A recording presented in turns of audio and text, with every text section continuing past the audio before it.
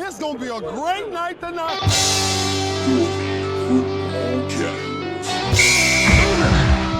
going to buy the kneecap off. Do what it do.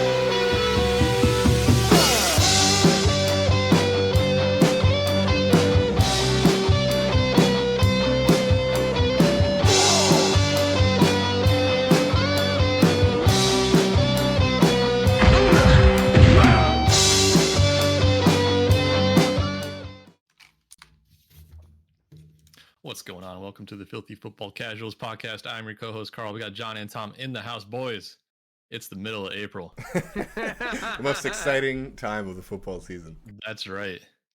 We even tried to give the viewers a little break from our voices to allow the news to build up, and Yes. The build up is to be desired, I guess is the best way I can put it. Breaking news, the draft is still 3 weeks away. Woo! We're getting there. The mocks are in full swing. We got spring football. We got UFL. And stuff's happening. We're hanging in there. I don't know how you guys faring. Are you surviving? Are you reading up on a lot of news? You kind of just taking some time off, enjoying other hobbies? Yeah, I poke in, maybe once a day, see if anything splashy happened. Not much to report on that. And a few guys signing some contracts. I think it was today, Josh Allen, the other Josh Allen, the Jags signed a nice big fat contract. Yeah. Well deserved. Dude's been balling out. Oh, yeah. And I think he's undefeated against the other Josh Allen, too. So, well worth it. That's funny. Kind of a rest season, I feel like. It's almost you don't want to see players you like in the headlines. It's right.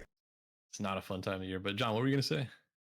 Again, just quick shout out that it was a 5-year, $150 million deal for Josh Allen. Holy moly. It's a nice chunk of change. $88 million guaranteed, it looks like, too. So, many AFC Championship showdowns to come with no Patrick Mahomes.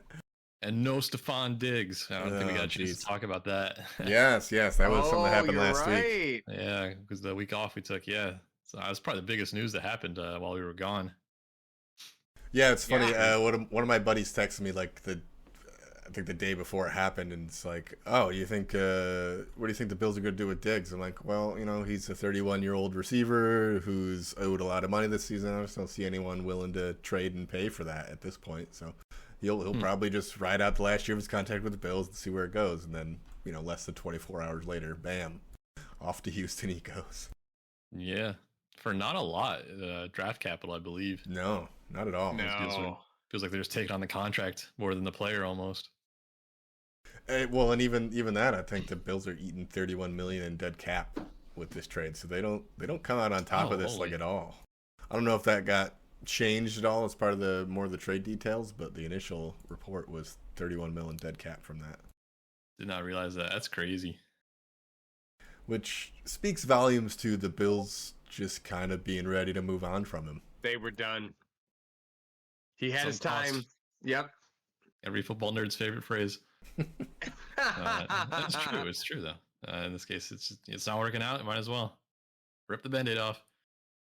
Yeah, start over. The Band-Aid Give off. some other guys time to shine. So, yeah, I got a lot of Bills. Yeah, a lot of Bills fans who are, I don't know if it's actual copium or potential, but right now the top two receivers on the Bills roster, I believe, are Khalil Shakir and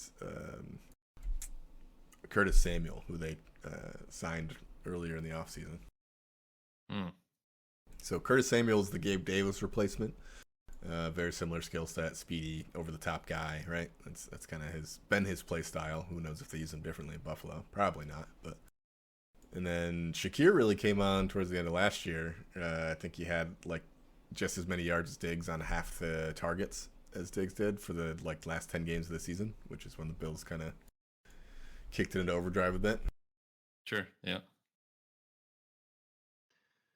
Out of curiosity, again, we've kind of mentioned that Diggs kind of fell off when the Bills needed him. Some kind of rumors about kind of who the teammate that he was. Do you guys feel like, given the current state of the draft. Apparently supposed to be deep at wide receiver. Mhm. Would that have any influence for you as, you know, if you were someone kind of calling the shots to say, hey, like we feel like we can get 80% of his production in the draft in the first X rounds because this is a deep class and that makes that $31 million cap hit on top of not really getting any collateral for who has been routinely, he is 31 now, so He'll be 31 when the season starts, I think. there. Okay, so he's 30. Right, like I don't know. I do you guys think that would play any influence in that decision? I would hope so from a GM perspective.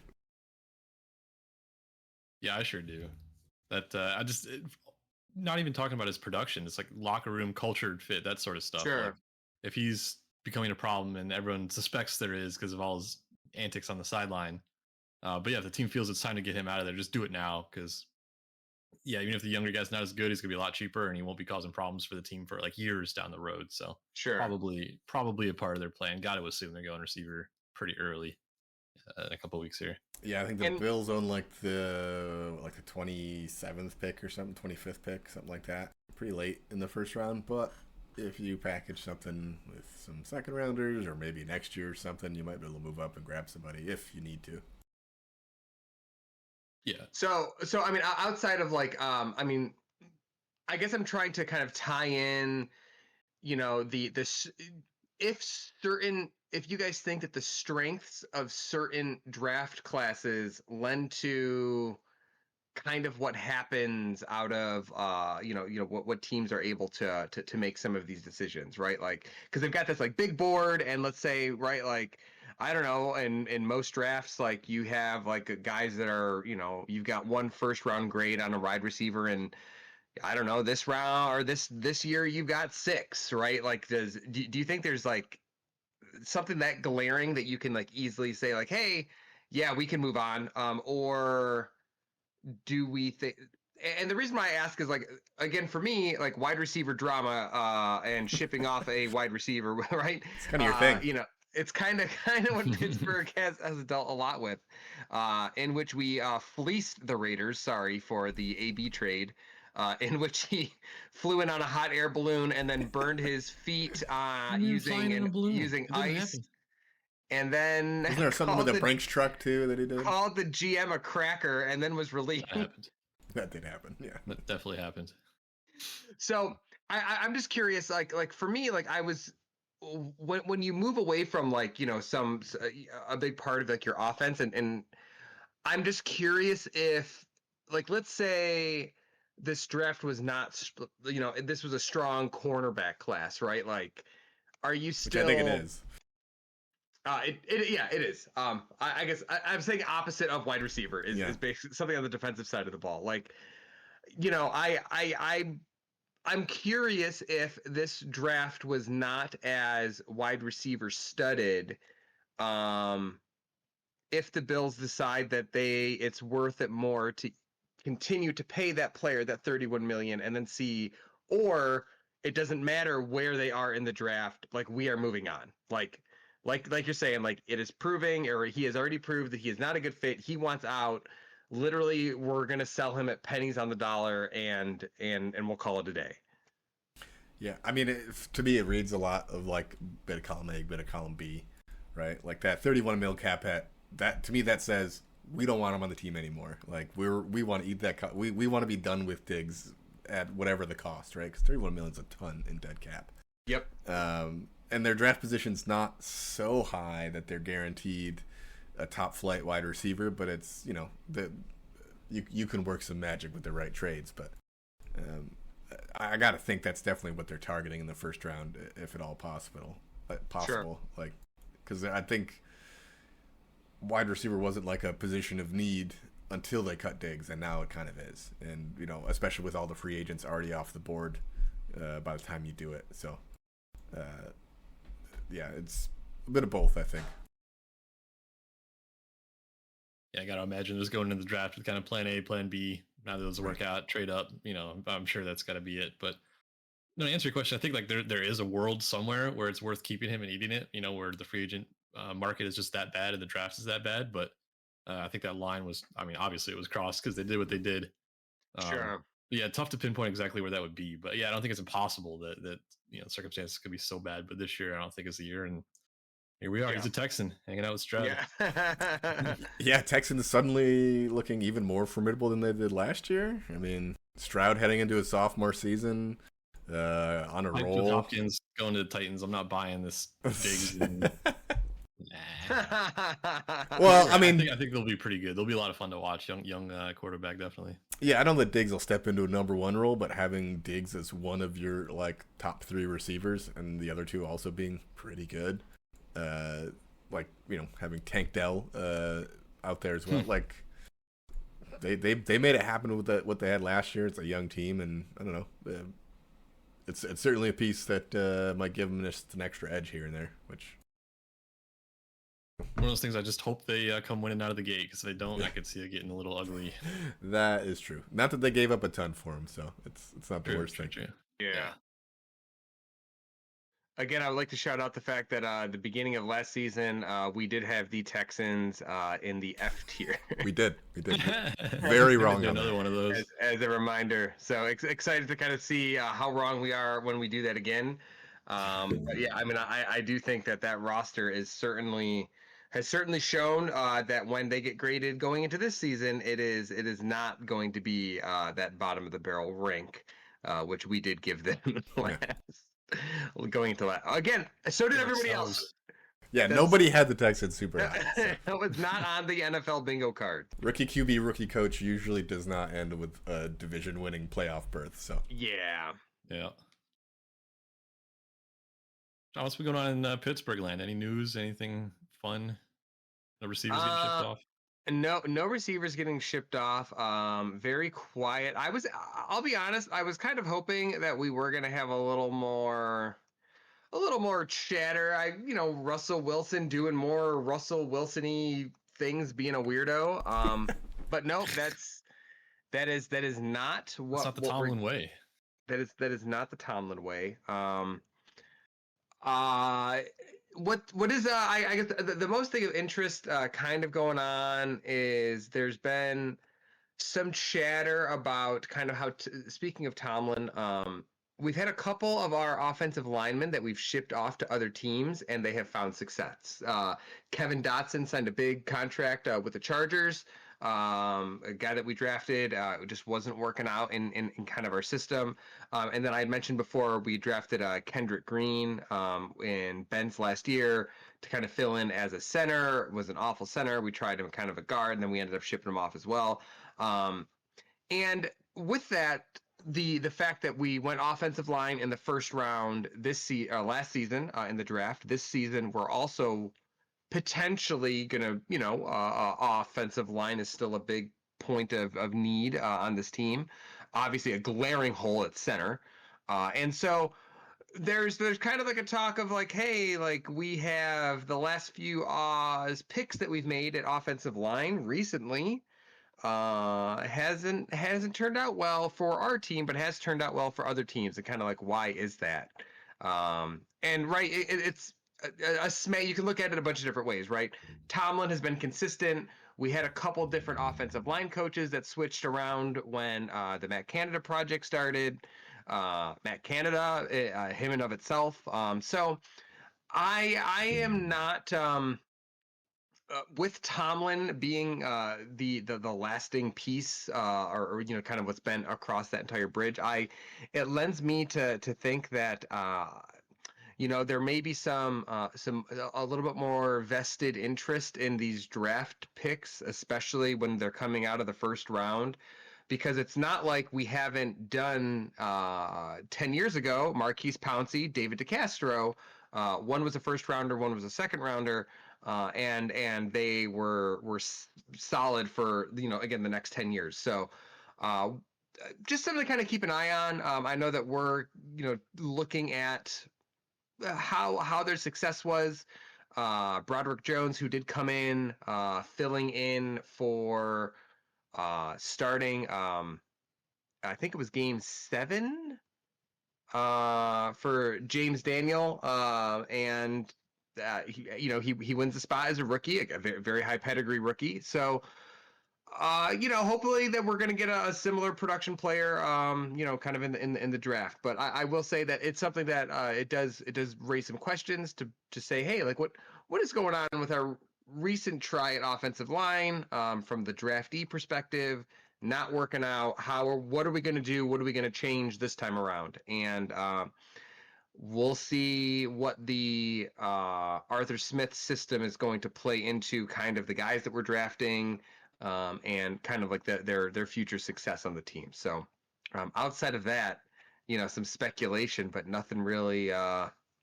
We signed a kicker to challenge Chris Boswell, and Cam kicker. that's about it.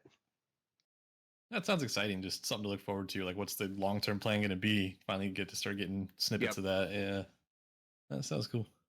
I will say there was a little bit of drama. Again, we did mention Cordell Patterson did get signed, and he has wore the number 84 for the entirety of his career. And we did give it to him to use on Pittsburgh. The first time that number has been handed out since Antonio Brown was shipped to the Raiders, in which Antonio Brown then had to tweet, "Looks like I'm retiring a Raider." Wow. Oh, that old trap. We all fell for it. You know how it goes. That's about it. Some crazy receivers out there. What about San Fran, Tom? Absolutely nothing. Nice. I mean, the last we talked about it, there was talks of potential trades for Brandon Ayuk, and all that kept swirling. John Lynch came right out and said, "I haven't talked to anybody about trades for Ayuk. We're trying to re-sign him. We're trying or extend him." And Ayuk seems to be on the same page as that, or at least wants to be with the Niners. But obviously, he would go anywhere that will pay him. Yeah. So we'll see if we get anything done. I mean, we usually don't get this kind of stuff done until like camp, so I don't expect any movement on that front, anyways. I don't know that he's gonna hold out, but I wouldn't be surprised. It's happened before, but he's not quite a Bosa level player to kind of get away with that. But I say, do they have like an agent in common? Has anyone done that homework yet? I haven't looked at that. I'm not that concerned. When we get to like late July and there's nothing yet, and we'll see where we're at. But don't really need him on the field for preseason either. It's no, becoming a common theme for a lot of that team. Shanahan hates preseason anyhow, so as he should. But other than that, all's well. No off-season arrests that I've heard of, or off-season injuries that I've heard of. So it's all good there. Yeah, I guess that's the best news. The Raiders front, literally the same. So just over the course of a couple weeks, I don't think I heard a single thing. And then before we started recording, I Googled quickly, check out The Athletic. Is there anything? It's literally just all mock drafts. And yeah. I had to do a couple weeks, and it's kind of like, okay, that's cool. I mean, I'm excited for the draft, but I can wait. Kind of how I'm feeling right now. We can all point and laugh. Terrell Suggs was arrested for brandishing a weapon at a man because he felt like his life was threatened. Wasn't it like at a Starbucks or something? It was at a Starbucks. Yeah, that's usually where shit goes down. What a joker. Yeah, it's unfortunate. I will say I really wish Terrell Suggs was on any other team because he's a player that I would have just loved, but I can't. Like I just can't do it. Yeah. So an unfortunate scenario there.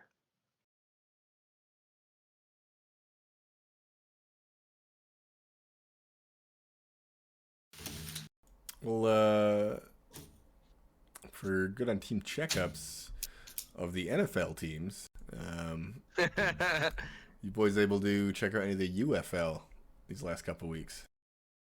Yeah, let's say I think both Saturdays I didn't have anything going on, so I kind of just threw the games on, and I think I listened more than I watched, really. But DC Defenders done with them officially.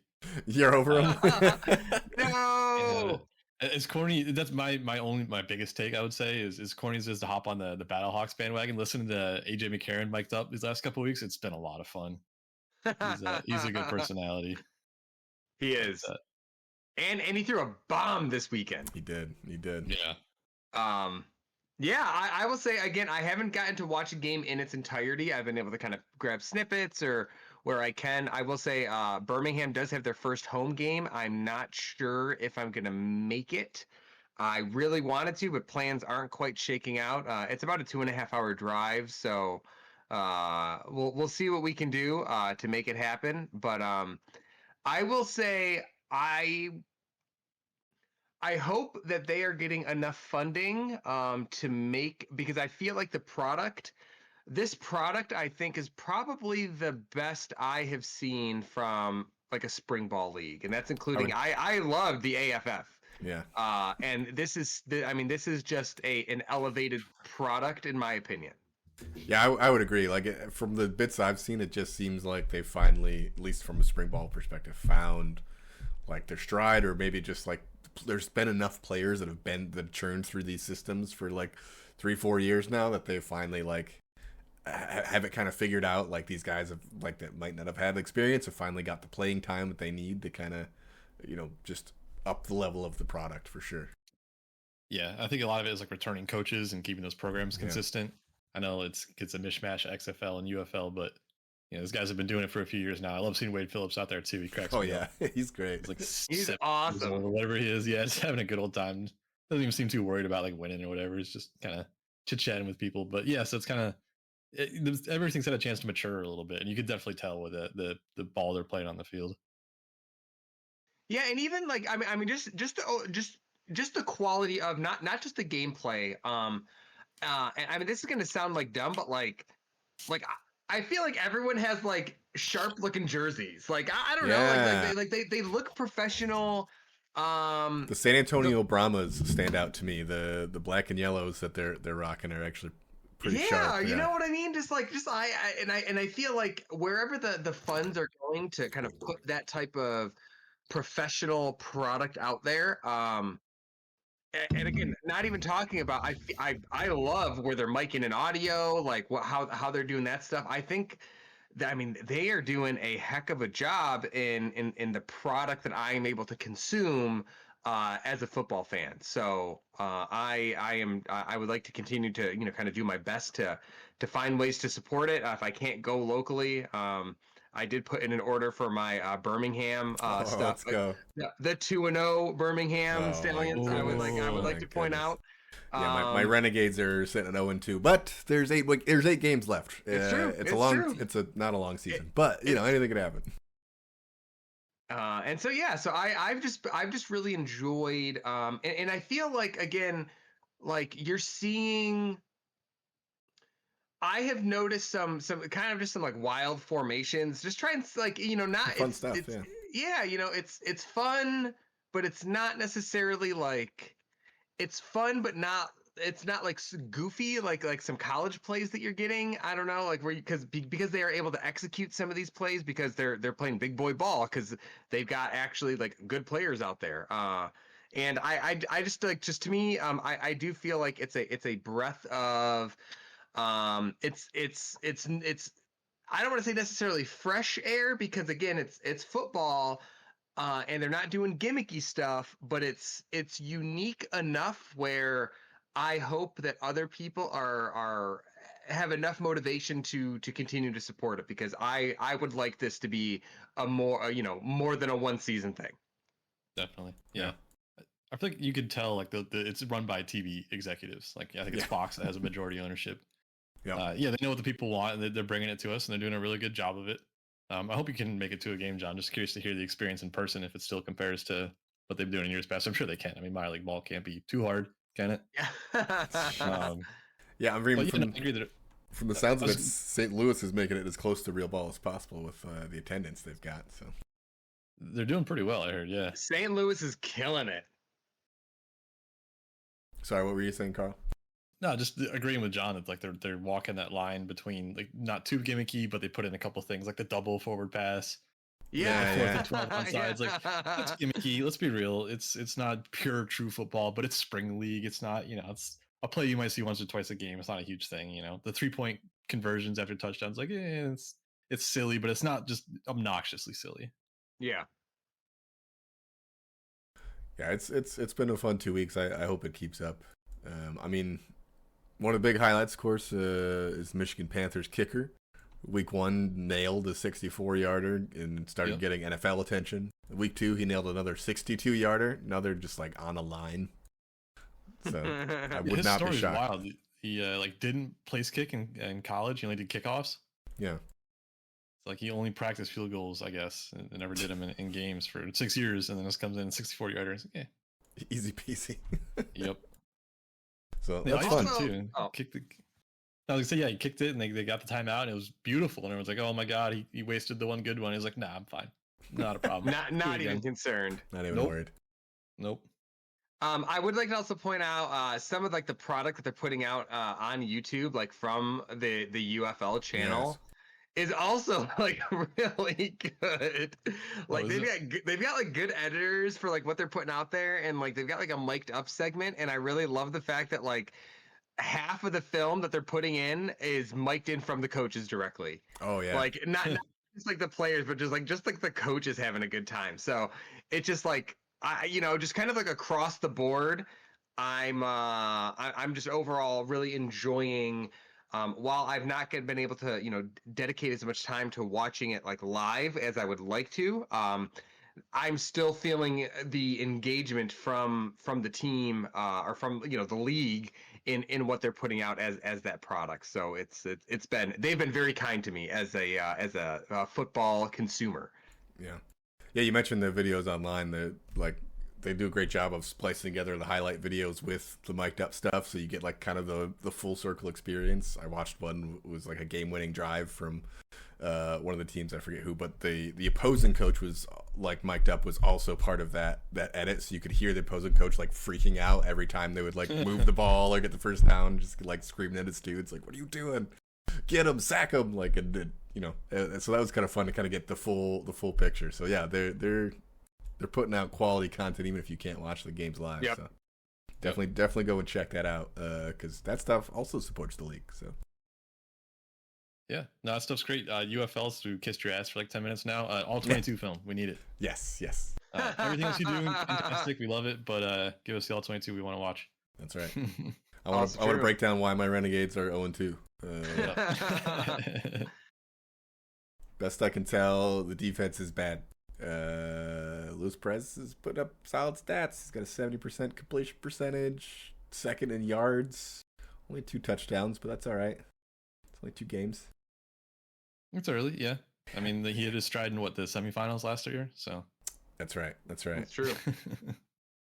He's got the highest average per attempt. Like he's out there slinging it.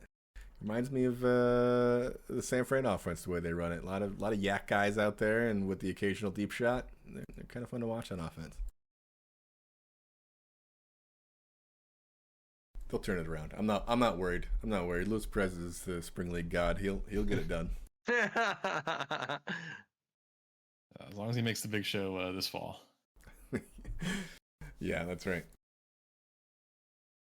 Yeah, he'll be the new quarterback of the Minnesota Vikings. Darnold. Sounds like Darnold is their de facto starter right now. So. I'm kind of hyped for that, since you bring it up. Just after all it was literally one guy on the Athletic last fall that was hyping up Darnold for a month. So I want to see it now. I think we're going to get to. So I'm kind of hyped to see how that turns out. I mean, he's got J-Jeff. Just chuck it. He's down there somewhere. Just put it up. Seriously. Yeah. How hard can it be? Kirk Cousins did it for years.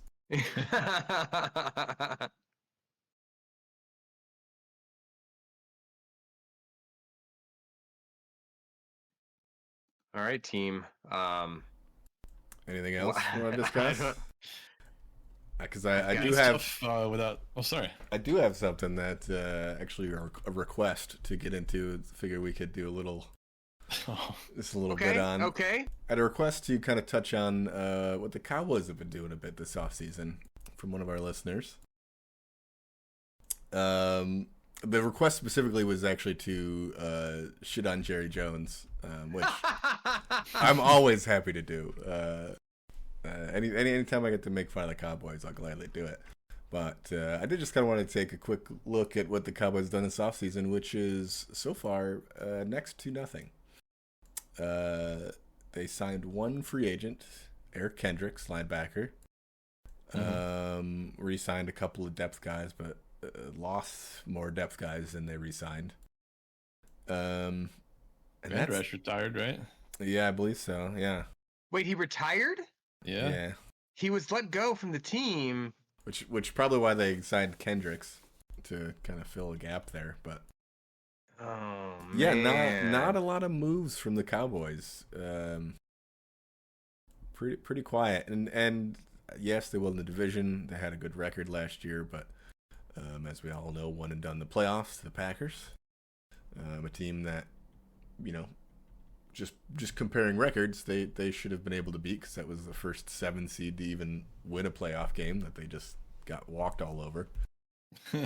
So yeah, the Cowboys are, now granted they didn't have a lot of cap space to play with. They've only got $6 million in cap space right now, which is barely enough to sign a draft class.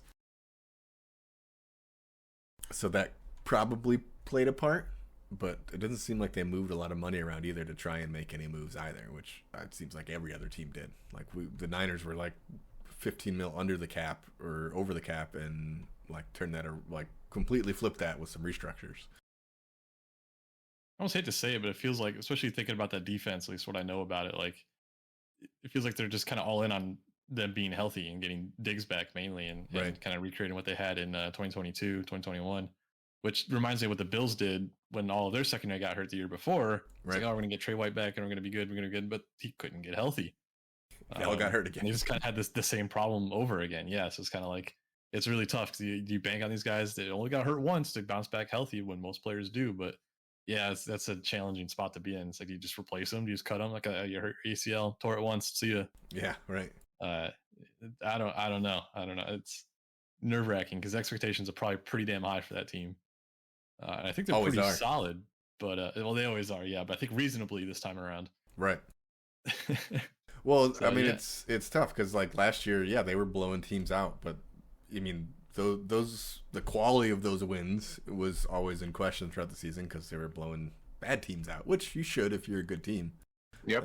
But Yeah, anytime they played another playoff caliber team, they got blown out instead. So it's like, how good are you actually? Are you actually a really good team, or are you actually kind of a mediocre team by beating the bad teams and losing to the good ones? Sure. So, yeah, I'll be curious. I mean, and they don't have a lot of space to do much of anything. So the roster they've got is kind of what they're stuck with. Outside, Or it's got to be all draft kind of. Right. Be boring March for those guys. Which, to the Cowboys' credit, I do think they tend to draft pretty well. Most of their big names are guys that they drafted. They don't usually get a ton of big name free agents. That's not necessarily their style. Feels like it's been a while. Yeah, definitely. I So don't know if I can name a. yeah, I mean, the last big name free agent they got, maybe Amari Cooper, Oh yeah. Hmm. All right, good call. which worked out for them until they got rid of him. Even though I think he's still pretty dang good, but They drafted CD. CD also very good. Yep. He's certainly a number one. Yeah, they've got a good squad, but yeah, it doesn't, like, on paper they've got a ton of talent. It seems like every position group, a lot of big playmakers, big names that everybody knows. But yeah, they just can't seem to put together when it matters most. And that's 3 years running under McCarthy, especially, and even going back under Jason Garrett, same kind of deal. So, right, I mean, kind of the talk is that what do we do with? Was it you guys that told me kind of, or maybe I heard it on another program where Andy Reid tries to get guys signed before they realize that they're good? Was kind of like his saying. I like that. And I didn't hear that. No.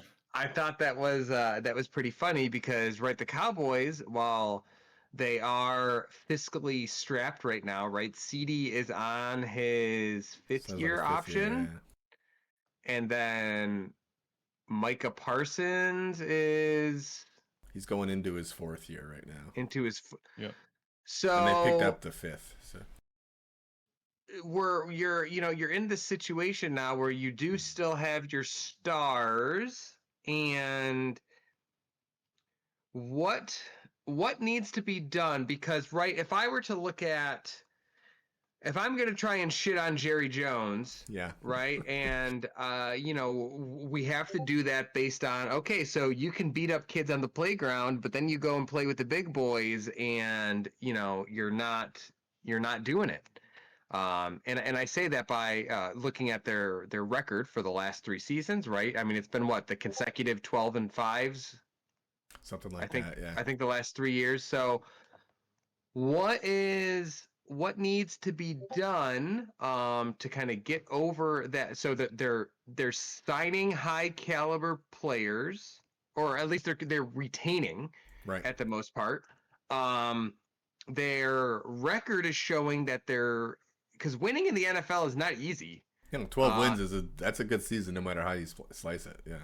So if you're putting up several good seasoned wins, or several consecutive good seasons based on wins, with while maintaining your talent, do you think that if we're going to shit on Jerry, we're going to, right, like, let's talk about like the 49ers, right, Sure. who have kept themselves in contention, unfortunately, with basically having the best balanced roster outside of the previous year, where a rule got changed because of quarterback scenarios, I guess 2 seasons ago. Yeah. And then this season, I mean, again, making it as far as you can by having this balanced roster. And I say balanced by having, you've got your star players, don't get me wrong. And again, it's you got studs on all sides of the ball, but you also have depth. And we don't think of, what depth do we think of when we think of the 49ers, right? I don't know. I'm sorry, not the 49ers, the Cowboys. I'm not a Cowboys expert. So I don't know, like, is it kind of how the roster's constructed, where when you're trying to go deep that we're not able to kind of pull this out? Like, where can we, as the viewer wants, we're trying to shit on Jerry, and I'm trying to come up with the let's figure out where he's making these mistakes. Well, I mean, my first thought is always, when you've got the level of talent that I think it's clear the Cowboys do actually have, and you can't perform in the big moments, is that the talent's fault, or is that the coaching's fault? And no, not the coaching's fault. It could be, but not necessarily. Not necessarily, but I feel like that's just like the general rule, right? When your talent can't get over the hump, we've seen it before with successful, talented teams that just, especially in Cowboys fashion, with the whole Dak Yeah. Prescott sneak thing that happened a couple years ago. Yeah, just not prepared for the big moments, for the crunch time, for the high pressure. Just like fumbling like opportunities away when you need them most, kind of deal. For sure. You do look to the coaching, and I don't think Mike McCarthy's necessarily a bad coach, but is it possible he's not the right fit, like, for the Cowboys, in the same way that maybe they thought Jason Garrett probably wasn't the right fit to kind of get over the hump? And so they ended up moving on from him. But I mean, that's hard to say. Like you said, 12-5 making the playoffs, like how do you? And I mean, maybe this will kind of be a test year for that, in a way, with Dan Quinn no longer defensive coordinator. The defense has definitely been kind of carrying that team the last few years. If the defense kind of falls apart, the offense is going to have to work a little bit harder, and can they? And McCarthy's an offensive guy. Sure. So. Yeah, it's tough. And, of course, coaching hiring, that does fall on Jerry Jones as to who's going to coach the Dallas Cowboys. I know he's not full on GM anymore, if I recall. I know he relinquished some of his duties to like his son or something, but yeah. Have you seen their fucking Death Star draft room? Oh, yeah, he's still very involved in those kind of decisions. He wants to be in front of the camera. He knows what he's doing. Yeah. So, I mean, Jerry's a salesman, if nothing else. He knows how to get people excited about his team, even if the team doesn't end up doing much. If it's truly shit on Jerry Jones hour, yeah, let's hear it. Kept talking about him getting shystered by esports legend Jason Lake and his team complexity.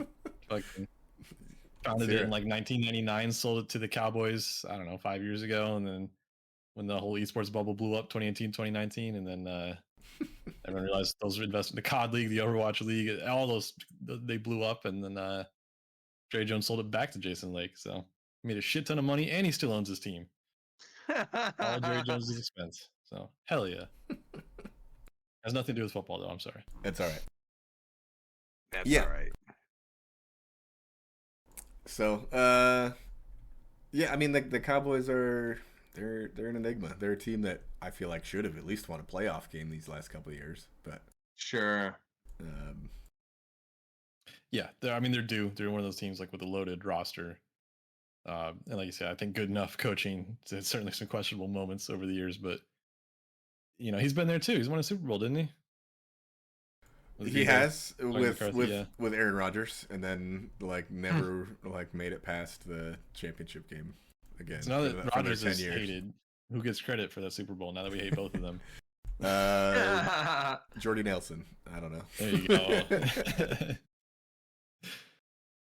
Well, no, also, well, I was just gonna say. I mean, again, looking at the roster, I guess what's really scary is like, what's their running game gonna be? Yeah, they don't. I mean, they've got 3 running backs didn't they on the extend roster. Pollard? No, Pollard's with Tennessee No. now. He's Oh, that's right. That's right. yeah. No, they let Pollard walk. I assume they're going to be drafting one. And I mean, the Cowboys aren't afraid to draft a running back high. They've done it before. Sure. I don't know. Right, Zeke. I don't know if there's Yeah. a running back worth having necessarily in the first round, but Cowboys are, as I understand them, they're always best player available when it comes to the draft. That seems to be their strategy, which has paid off like for them quite a bit. But Sure.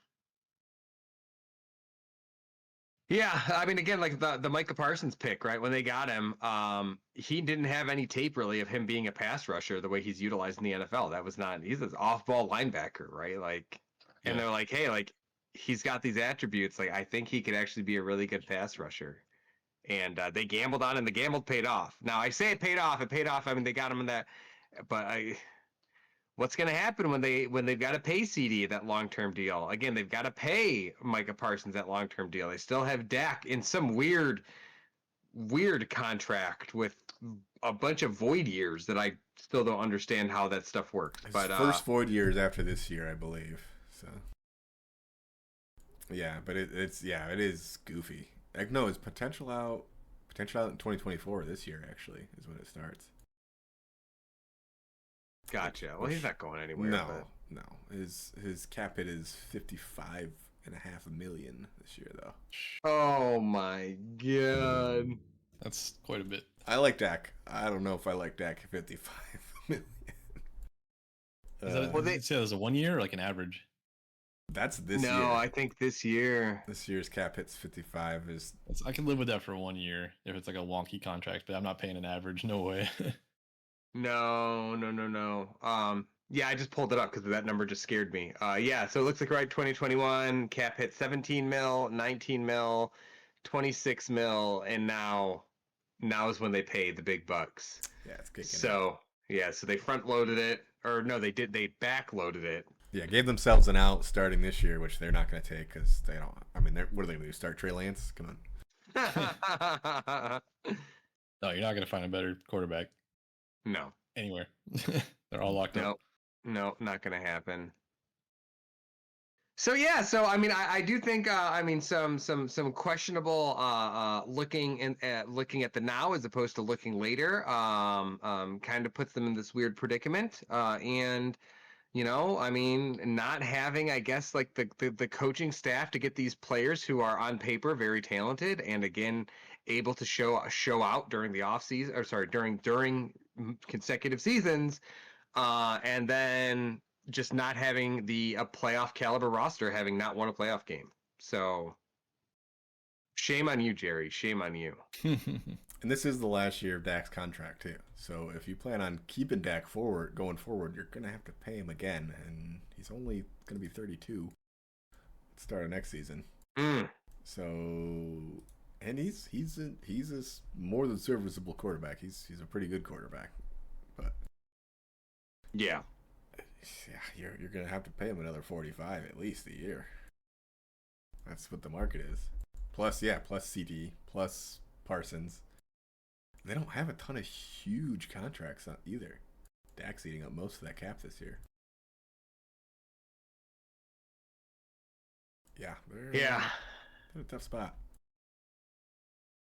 But this is the year though. This is their year.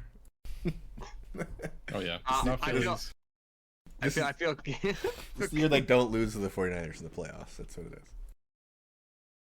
Okay. All right. Well, the listener said boo on Jerry, and so this is not their year. They're actually going to be awful. Then all that cap is going to hit, and then they're going to be, terrible for the next 10 years. Sign me up. Okay, Jerry Jones not going anywhere. He's gonna live till he's 104. Oh God. Could be GM till he's 103. Giants and Eagles will thank you for it.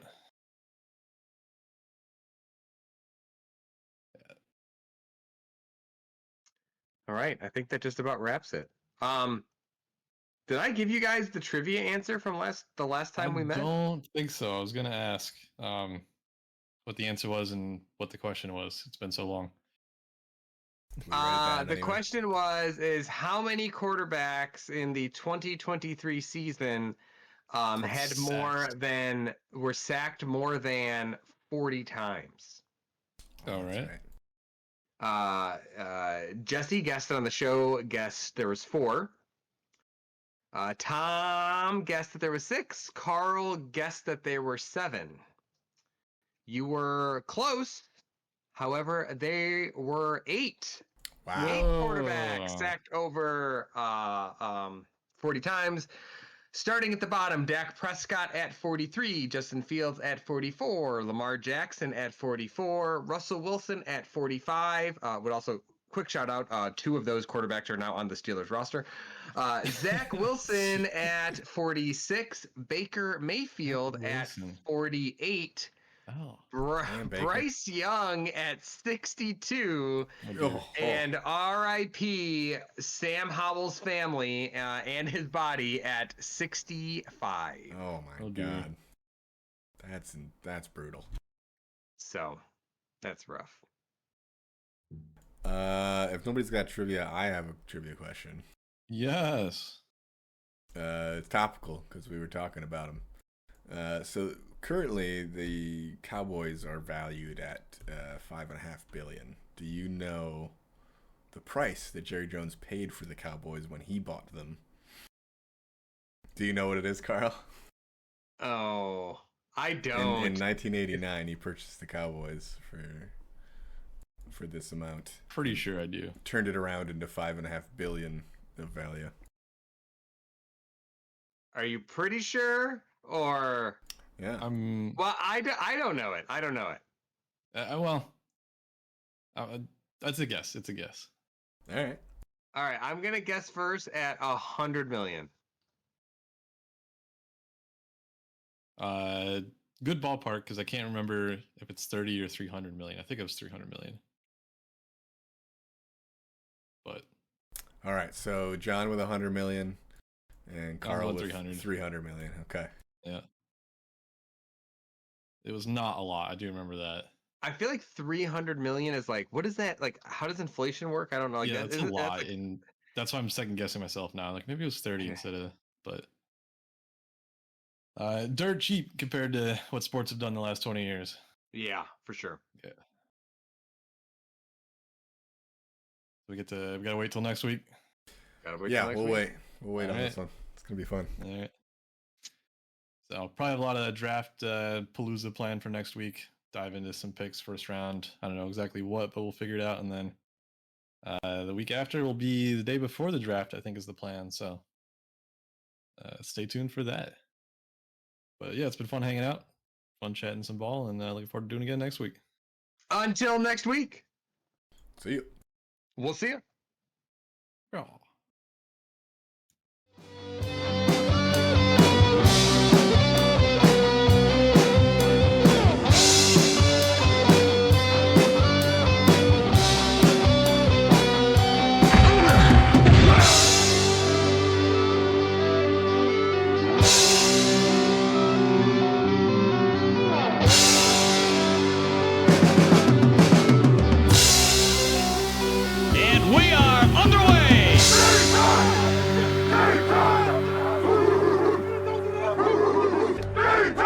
That's it.